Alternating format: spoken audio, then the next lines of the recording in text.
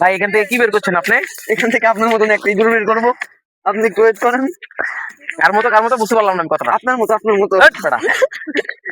এই যে গর্ত যত করবেন ততই বের হবে। এটার ভিতরে কি নিয়ে যায় ইঁদুরে? ওটার ভিতরে ইঁদুর শস্য নিয়ে যায়। আচ্ছা, শস্য কোথায়? শস্য কোথায়? আচ্ছা, এই যে এই শস্য না? ঠিক আছে।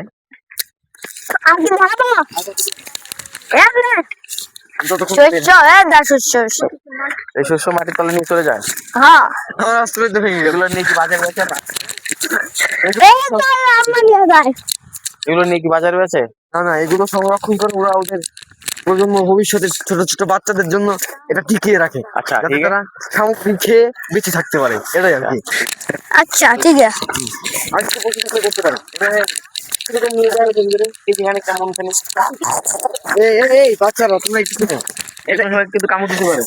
এটা নির্দিষ্ট করে হচ্ছে ওই সেই মোগল সম্রাটদের মতো মাটির তলে যেভাবে তারা হাজার হাজার কোটি টাকার স্বর্ণ মুদ্রা লুকিয়ে রাখতো, এ হচ্ছে এরকম এখন এক মনে নিতে পারে, 10 মনে নিতে পারে, বা 40 মনে নিতে পারে। এখন নির্দিষ্ট ধারণা করা যায় না এটা। আর কিছু থাকলে বলতে পারে। তাহলে আপনারা এখন করেন দেখি। আপনি শোনেন না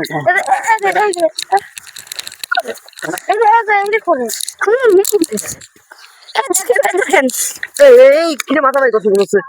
মাথা ব্যথা বললে আপনার ধরেন। এই যে মাল পেয়ে গেছে, আর গর্ত পেয়ে গেছি।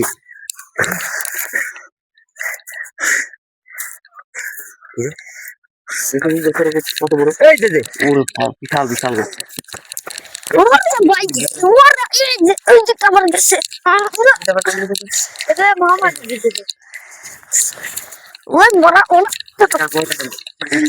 আল্লাহ